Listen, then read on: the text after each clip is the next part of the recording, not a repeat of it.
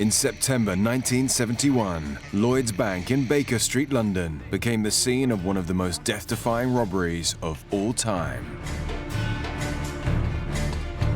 This exposed a vulnerability which sent a shudder through the banking world. This particular kind of offence takes major planning. It takes a certain amount of criminal audacity. I mean, explosives, thermic plants, these are serious endeavours. Whilst a fearless gang were going to incredible lengths to reach their loot, they didn't realise they were broadcasting the robbery. I heard somebody say, "We've got 400,000 and we'll let you know when we're coming out." It was very unusual, the police listening into the broadcasts and trying to track the robbers down. What followed was an extraordinary game of cat and mouse that shook the very foundations of the country's establishment, making this one of Britain's biggest heists.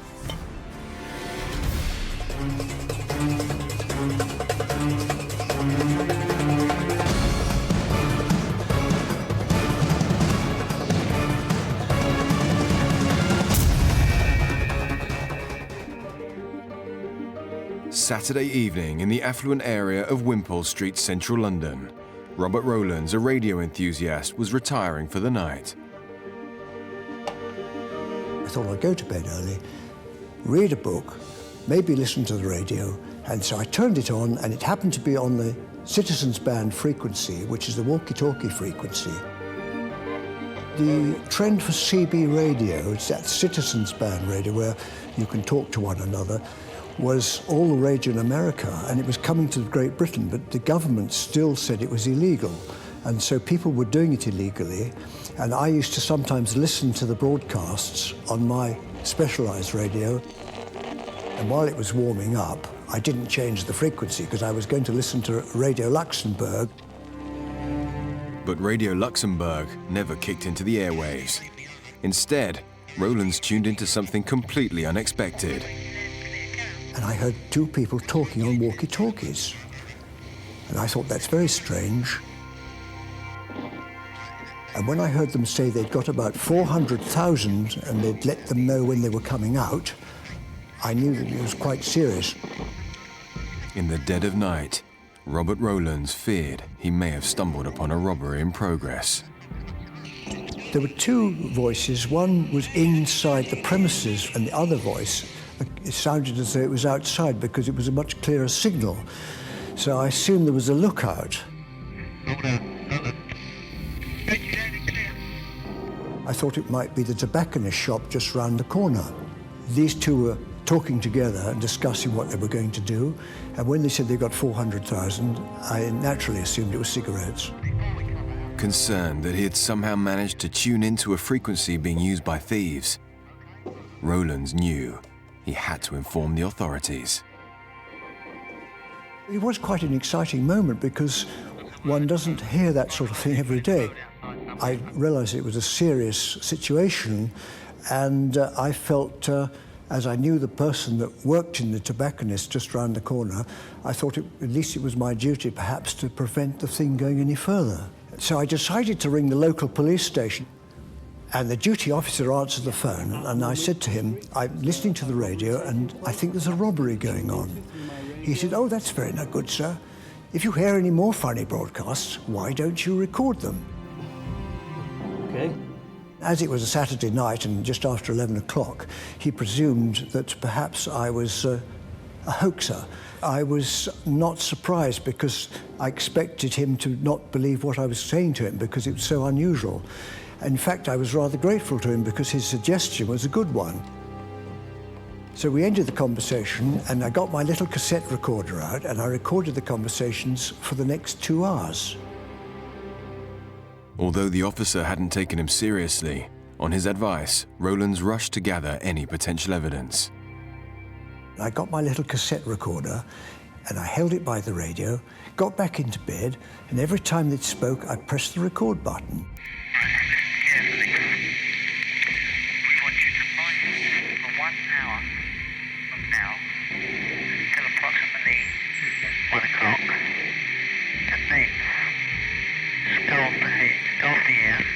Get some sleep and come here with both radios at 8 o'clock in the morning. Over. What followed was an extraordinary, heated conversation between members of the gang. That's a bit ridiculous, mate. I'll never wake up like that. Over. What time do you think you'll wake up? Over. Well, I might just come out and come back in tomorrow, mightn't I? If you're going to do that. With one man wanting to take a break, the other clearly had an issue with the decision. I suggested we carry on working tonight, mate, and get it done with. Over. But this was met with a firm response and revealed more about what was unfolding. Look, the place is filled with fumes where we was, and if the security come in and smell the fumes, we're all going to take stoppo and none of us have got nothing. Whereas this way, we've all got 300 grand to cut up. And when we come back in tomorrow, security have doors it up for us, well, at least we've got something. Over. Then there was the young voice, which sounded like a woman. Hello, do you read me? Over. I read you loud and clear. Carry on. I was getting quite tired at that point, but when they said that there were fumes where they were, I realised it was a bank robbery and they had to leave because they couldn't breathe. Roland's realized he was onto something major. With the discussion about security and fumes unfolding, he knew it was vital to gather more evidence. Despite one of the men's urgency to down tools, the other was defiant. I always like organ stops, mate. I'm not going to be any good as mine anyway. I can hardly see now. If I don't do something. Over. Yeah, but you can go to sleep tonight. Over. How am I going to sleep tonight, mate? For a start off, I won't wake up. There's a certainty that. And I'm not going to sleep very well up here, am I? Over. Despite a potential robbery in progress, the thieves were getting into an argument about what to do next. There was all sorts of stupid, childish-like excuses, and the people in the bank got quite angry. I won't be able to sleep anyway, because it's freezing cold and everything. Over. You do what you've got to do, bub. Please. The lookout man didn't want them to leave the bank, but the man in the bank wanted to leave because they couldn't breathe. The fumes were so bad. In fact, a deep voice came onto the radio, and everybody stood to attention. The man on the roof immediately changed his attitude. It was obviously Mr. Big, the man in charge of the whole operation. It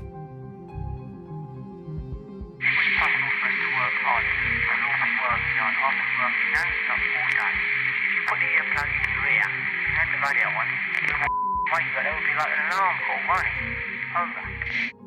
And the man on the roof calmed down then. I will stay here. I will stay awake.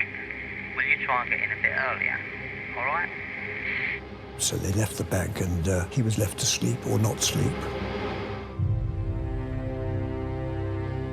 The robbers had leaked vital clues, and with early conversations alluding to the theft of thousands of pounds, Roland was now in a race against time to warn the authorities. It was about 1 o'clock when I phoned the police the second time. As I hadn't had much response from the local police, I phoned Scotland Yard. I told him that I knew there was a robbery going on and that I'd recorded it.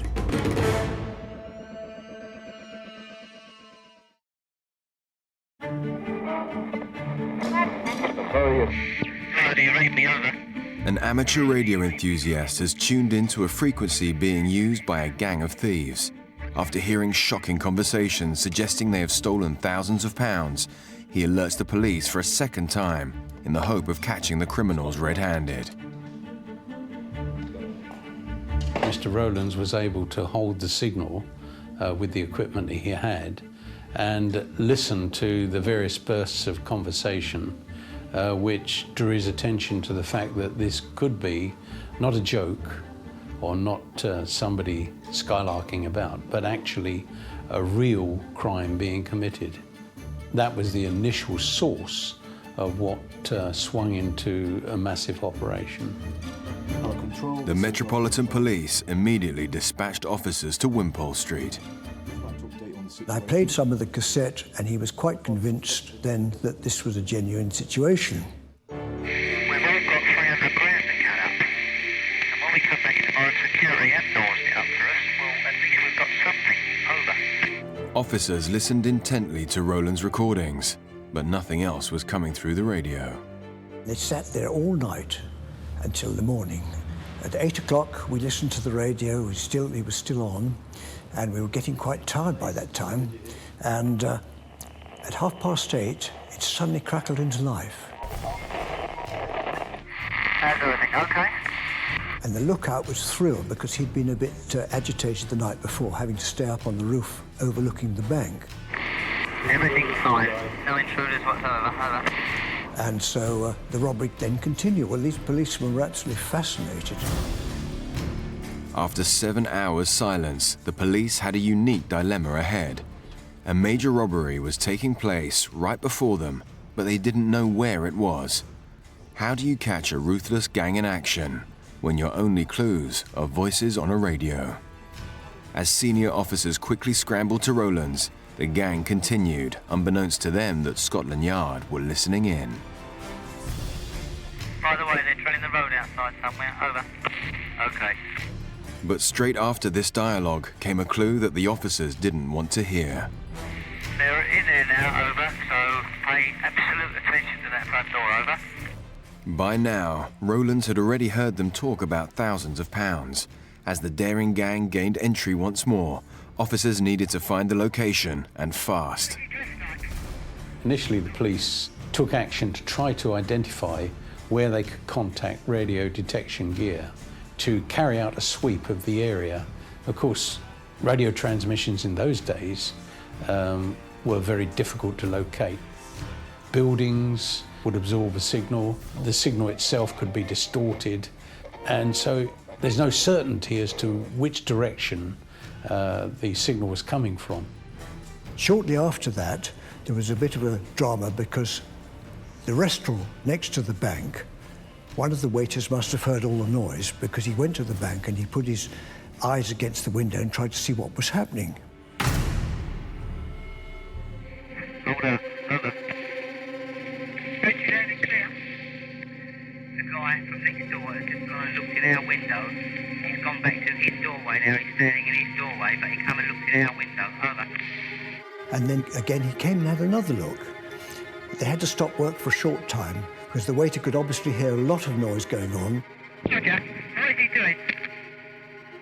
So what, he's just standing there at the moment. Over. Hello. He's gone back in now. Over. And these clues I would have thought would be vital in detecting which bank it was. But they seemed to think that there was a lot of drilling of the roads on Sunday mornings anyway, and they thought it wasn't important. But the waiter was important because not many restaurants would be open on a Sunday morning. But as teams were scrambled to search for anything to identify their whereabouts, the one and only link to the unfolding drama fell silent.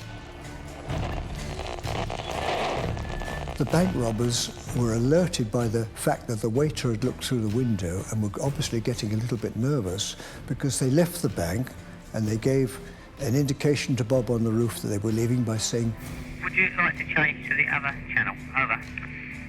and after that there were no more broadcasts. So one can only assume that was the code for leaving the bank.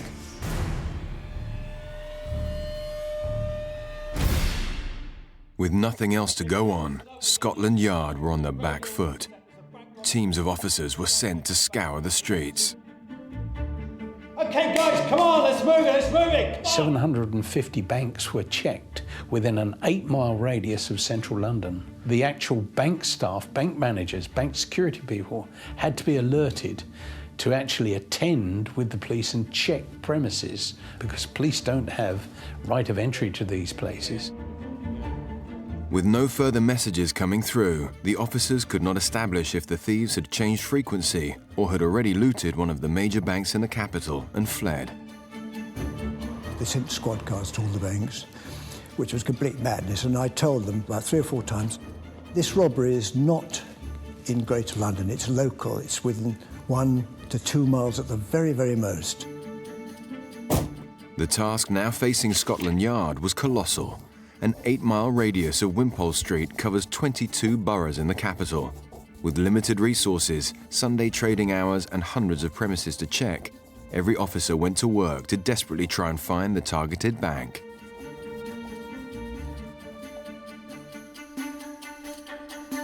The risk factor for the actual losses were increasing because the simple length of time that the criminal operation had been going on. Really, you're looking for a needle in a haystack. That's the reality of communications at that time. By Sunday evening, more than a day since the first radio communication from the gang was detected, Scotland Yard was still combing the streets of London. And an enormous police operation was going on, but going on fairly covertly in order not to disturb the criminals or to try to catch the criminals in the act of committing the crime. In a race against time, more officers were drafted into the already extensive search. As the investigation grew, businesses in London opened as usual on the Monday morning. Well, the bank manager, when he entered the premises and the vault was opened, there were over 260 vault boxes opened, strewn across the floor. To any bank manager, it must have been his worst nightmare.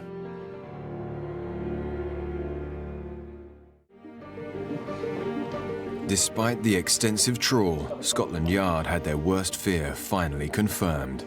Come on! It was only on Monday morning when the banks opened that the report came in that it was the Lloyd's bank at Baker Street. Lloyd's in the heart of London had been part of the UK's financial empire for over 100 years, serving customers from its busy branch on the corner of a well-known high street. Their vault housed hundreds of safety deposit boxes containing immeasurable wealth, many of which had been ransacked. The bank manager must have been very, very shocked indeed. He must have really been biting his lip when he reported to his seniors at Lloyd's Bank what had happened. Imagine the effect on the shares market. Imagine the effect on the city that a major bank had been attacked in this manner. On the Monday morning, we waited with anticipation to see which bank had been robbed, because it was obviously going to be a feature of the news broadcasts. And sure enough, it was. On Radio 4, it was the leading story. The headlines this morning: a radio ham in London who picked up a conversation between two men using walkie-talkie sets started a hunt for bank robbers. The police were having to defend themselves because they were being accused of inefficiency and they should have caught the robbers. But they were saying that they'd called in the post office, who were in charge of radio at that stage. Now, the post office said, well, we don't have experts on 24 hours a day, and we called people in specially, but by then it was too late. So you had the police, to an extent, blaming the post office, and the post office blaming the police. The simple reason was the minor delays were caused by the difficulties in homing in on a signal on a given frequency, which can be wholly inaccurate. It was quite shocking to think that here in the heart of London, this serious crime had been planned and executed with quite an amount of cool criminal endeavour. And at the same time, policing was going on around it. And of course, the reality was that the bank involved was just a couple of 100 yards from the radio ham's home, where he'd been picking up the broadcasts. Despite the mass search, the thieves had been carrying out their attack less than 1 mile from where Roland's and the police had been listening in. I knew I was right, but the police weren't prepared to accept that I was right. It was a pity they wasted so much time and effort searching 750 banks in the Greater London area.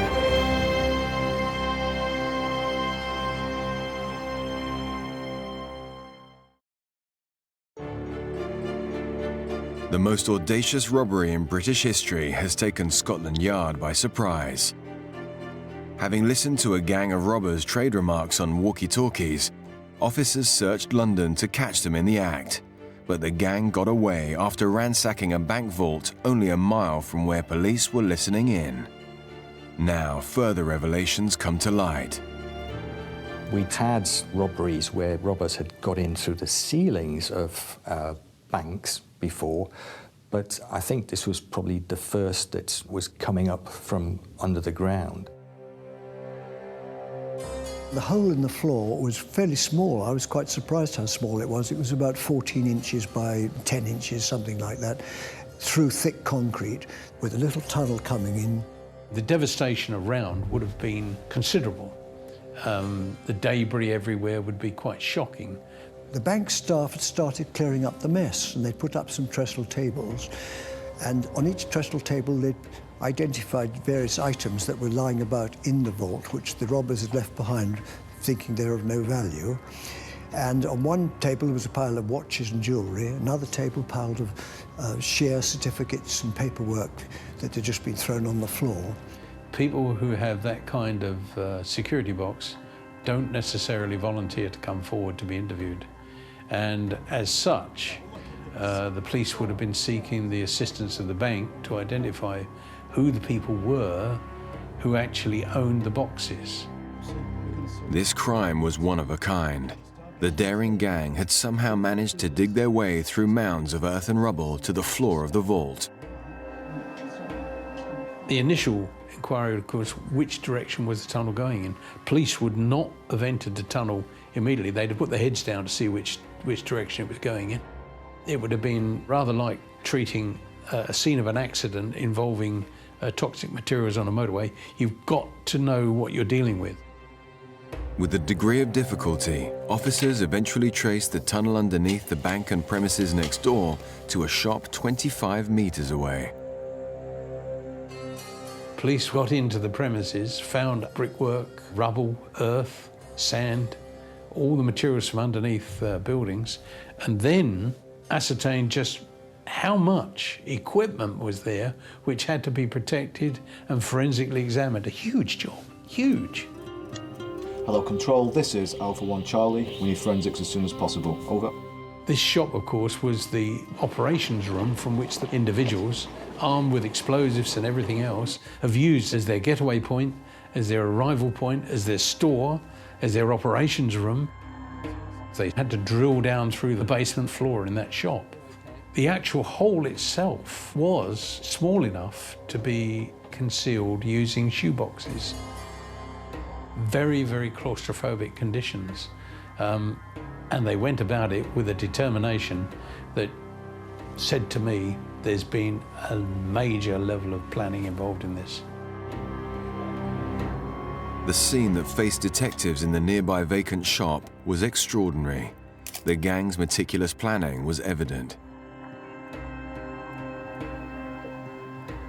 The windows were all whitened up. There was a notice in the front to say reopening 1st September. It was a common feature of the West End of London for this kind of shop to close down and reopen with another style of shop. Anybody visiting the shop would have thought that it was a purely normal premises. Detectives assessed the scale of the robbery and started the enormous task of finding clues. Meanwhile, rumors about what the gang were looking for in the vault began to circulate. The rumors made it very, very difficult for the operations room to sort out what was real and what wasn't real. Allegations that the target was not in fact money and jewels, but compromising photographs of people in power were quickly dismissed by the Yard. In order to follow up what was factual and dispel that which was rumours such as blackmail, photographs, stuff like that, think in the line of the way the criminal committed his crime. Blackmail material, I would suggest, if it even existed, would not have been the prime target of these criminals, because the simple reason was the kind of individuals that carried out this crime are using explosives and other materials to forcibly enter this bank, and then over 260 security boxes within the bank. Their intention would have been to gather as much of value to them as they could. Secondary stuff like material that you could use for blackmail and stuff like that, if it existed, would have been the furthest thing from their minds, I'm sure. The police were quick to quash the rumours, only for another twist to appear. Bob Maguire from the Evening Standard was listening to the cassette, and the police burst into the room, grabbed the telephone from Bob Maguire. He was talking to his editor, and he looked at them, and the policeman turned round and said, "We're putting a D notice on this, and you mustn't talk about it." There was a ban or an embargo on the Sunday, and the police didn't want to alert the robbers to the fact that they were onto them. D-notices were requests, and there were always requests to editors not to use certain material which was seen as involving national security. Not something like this. There couldn't have been a D-notice because it was fairly widely reported over the following few days. Despite speculation, the press were keen to focus on other aspects of the case. You get ordinary people listening in and then tipping off the media to what the police were up to. You also had robbers who'd get equipment in their cars and they would listen into police broadcasts. But this was the other way round. This was the police listening in through the radio ham to what the robbers were up to. Okay, forensics. I want each and every fibre. This rare opportunity may have provided a window into the gang's raid, but detectives were starting from scratch at the crime scene. There was 40 feet of tunnel, ladders, oxyacetylene equipment, explosives, heavy jacking material, a massive amount of material, 800 separate items. Police officers attending there would have taken every step to ensure that that scene was maintained as a crime scene, and whatever was in the tunnel, if there was anything, the ladders, the debris from the offence, the blown concrete, everything to indicate what type of explosives were involved, what kind of fuse was involved to set the explosives off, what kind of thermic lance material. If they'd wanted to keep their identity secret, they'd have had to keep their gloves on all the time. But of course, it's not only the individual criminal involved, it's who handled the equipment before that. So the task facing the police was one of identification. Forensic examination of the vault, tunnel and shop began in earnest, but it was a different lead that caught their eye. We quickly ascertained that the shop was the operations centre, and it was ascertained that the shop had been leased. So from then on, the inquiries based upon the lease of that shop. We had a breakthrough. Yeah? What you got? I've got it. What? The lease.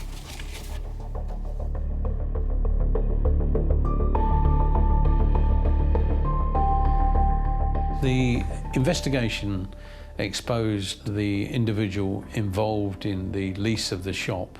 Suspicion was thrown on him immediately. That was a bonus for the investigation. No doubt, had the criminals had time, I think probably that other techniques would have been used to cover the actual leasing of the shop. Police had their first major lead, which led them to 64-year-old leather goods dealer Benjamin Wolfe. Scotland Yard had a brilliant method of locating and identifying who were known associates. So pools of information were coming through from division, from everywhere. The problem was in bringing this together in a coordinated manner so that it became evidence. Surveillance on him and on co-associates was carried out by other colleagues of mine. Within 4 days, we successfully identified individuals who became the main suspects for the crime. We linked them together from inquiries, from investigations, from photographic material in a way that proved that they knew each other. Weeks of painstaking detective work linked Benjamin Wolfe to a number of associates the Yard was very keen to speak to. Reginald Tucker, 37 years old, a company director from Hackney. Thomas Stevens, 33, a car dealer from Islington. And Anthony Gavin, 38, a photographer from Dalston. I think they were an amateur gang that decided on a particular event, and probably something triggered it. The man that dug the tunnel, I think, was probably the trigger. Those deposit boxes in Lloyd's bank were subject to extremely wealthy people putting their things in those boxes. We eventually were ordered to execute the arrest of the individuals involved. It took us a little bit of time because the individuals involved were very sensitive to surveillance. They were nervous and jumpy. Ronald Ratcliffe and his team eventually arrested the 4 key suspects. They were a little bit angry, as you can probably imagine. In terms of violence, no, they didn't offer any violence or anything like that. They came quietly, as the saying is. With the main targets in custody, Scotland Yard needed answers. Despite analysis of 800 items from the crime scene, no forensic clues were left. Clearly, when you think of the size of this crime, we were deeply concerned about others, but you need considerable resources, time and evidence to commit to an investigation, and in the end it may have proved fruitless. The actual interviewing of the individuals involved was carried out by the operations team, who had all of the factors at their fingertips, which they could employ in questioning and answering. What bloody walkie-talkie? It's not me on this. It was thought that Tony Gavin was the key factor in tunnelling, was the expert, was able to achieve a very, very difficult task in tunnelling from the shop 40 feet through 8 tons of material. So I don't think he was alone in that endeavour, but nevertheless, I think he was a key factor. Let's make some money. Thomas Stevens was supposed to have provided tools and tooling, but when you think about it and you put together the kind of planning for the operation, I don't think he was alone in that. I think probably when you look at the fact that they would have needed an explosive expert. They would have needed a man who was confident in using thermic lancing. The thermic lancing isn't something you can just take on and do at the drop of a hat. It requires previous experience. It's believed that Reginald Tucker, using a pseudonym, had previously entered the Lloyd's Bank at Baker Street and taken out the box using false details, and allegedly had carried out the initial measuring of the vault by using his umbrella. My own personal feeling is that due to the accuracy of where the tunnel emerged in the vault, this is a risk that the kind of team planning this operation would not have left to an umbrella. I think that other covert measures of measuring were undertaken, and I think the banking hall was visited probably at least 4 or 5 occasions by individuals who were covert to the operation. But the gang stonewalled officers. Despite this, Ratcliffe had his own theories on their involvement. Well, we'll be right there. Cheers, thanks. The bank itself was wired up with alarms on the windows, the doors, the walls, and the ceilings as well, because there had been robberies through people renting premises above and then dropping down into them. But it seems as though no one had thought about the tunnelling. So what had actually happened on the Sunday afternoon was that the police had visited the bank with the bank security people. They'd gone inside, checked things, found the alarms were all intact. Hold it, stop! And in fact, the robbery was still apparently taking place.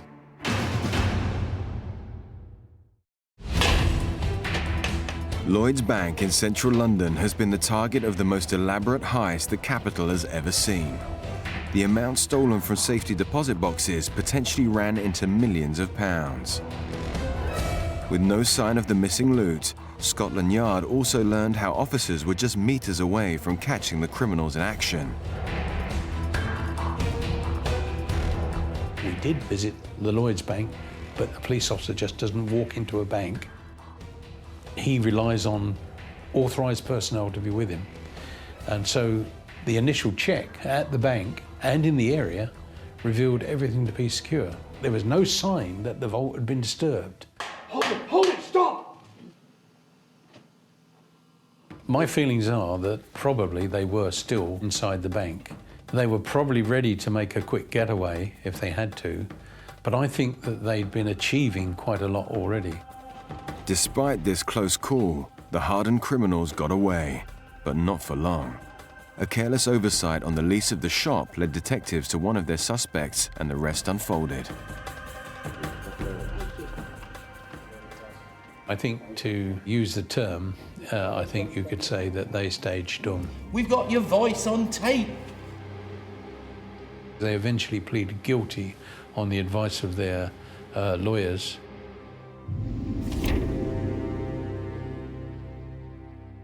The jury have reached their verdict.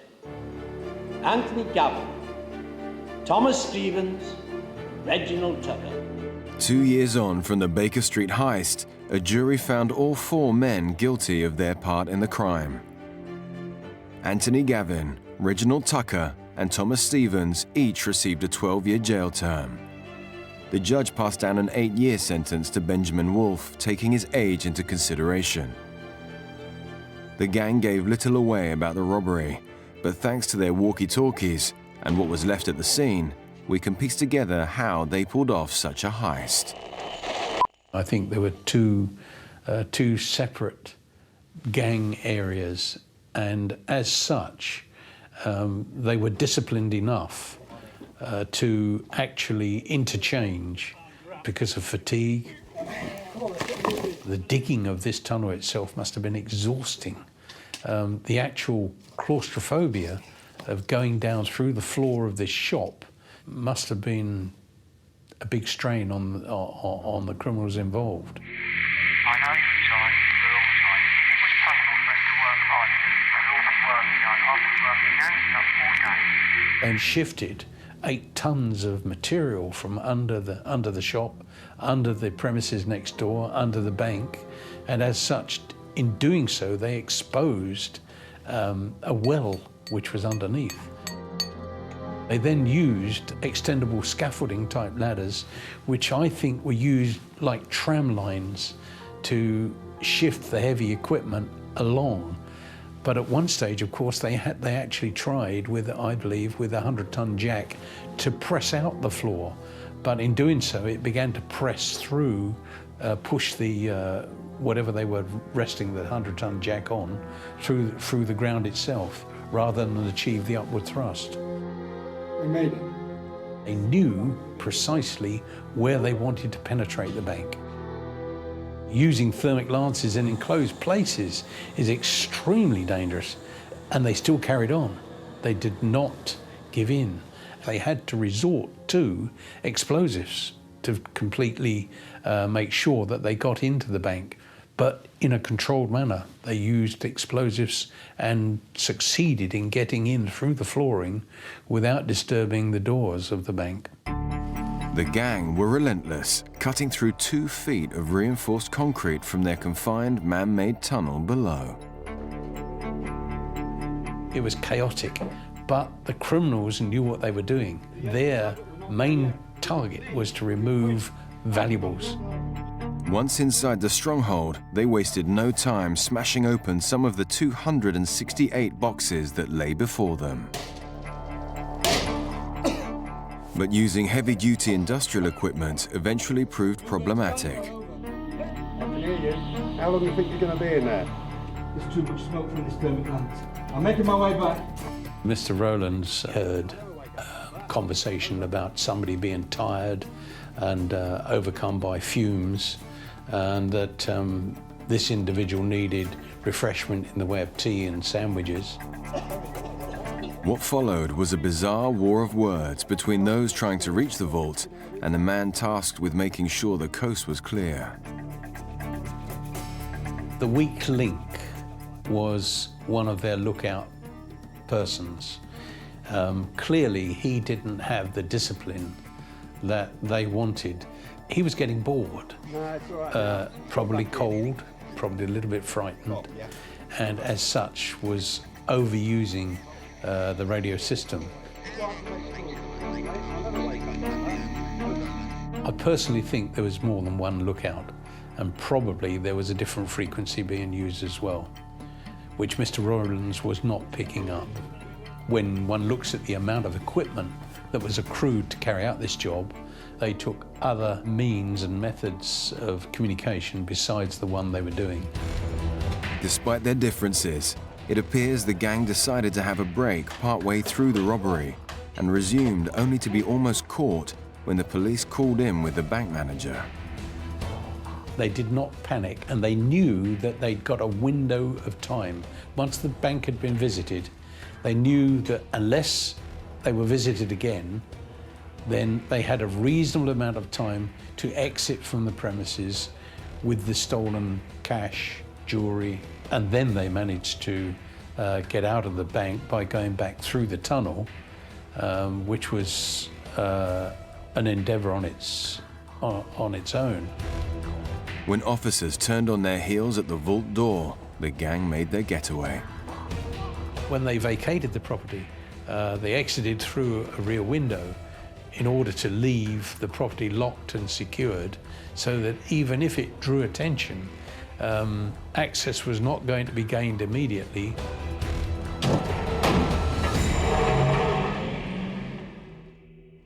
The team knew their method of entry would catch the authorities off guard and buy them more time. By the time officers realized they had visited the raided bank, the criminals were well away. I'm sure that some monies were already into other vaults elsewhere or abroad. The whole element of where to shift monies through money laundering would have been already in action. It's often been put about that there were insiders involved. Personally, I don't believe that, because criminals would not trust an individual who worked in a bank to hold up to keeping the secret long enough that they intended to exploit their knowledge. This would have involved planning for more than at least 2 or 3 months, particularly to get together the equipment. Some elements of the crime will always remain a mystery. None of the stolen goods were recovered from the raid, and the total value of what was taken has always been open to speculation. No one will ever know, because some of those boxes may have been full of all sorts of exciting things. The final estimate was that it was about £1.5 million, which is a lot of money in those days. But no one will ever know precisely, because in these bank boxes, people wouldn't necessarily want it disclosed what they were keeping there. The Baker Street heist goes down in criminal history thanks to Robert Rowland's honing in on the thieves' radio frequency.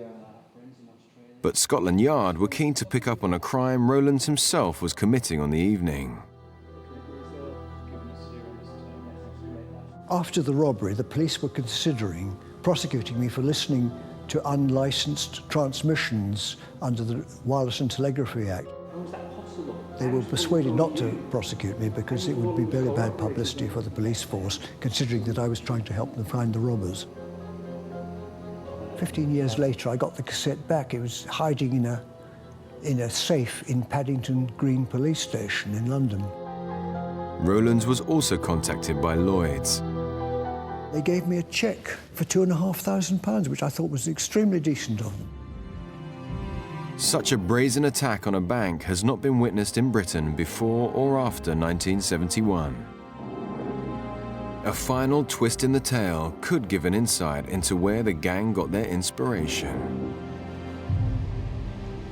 Someone pointed out that Sir Arthur Conan Doyle's fictional detective Sherlock Holmes had investigated a near identical robbery.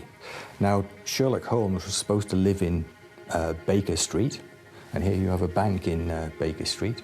Now, in one of his stories, he said that he'd learned of some robbers who had dug a tunnel from a shop next door to a bank, had tunneled down, and then had come up into the bank.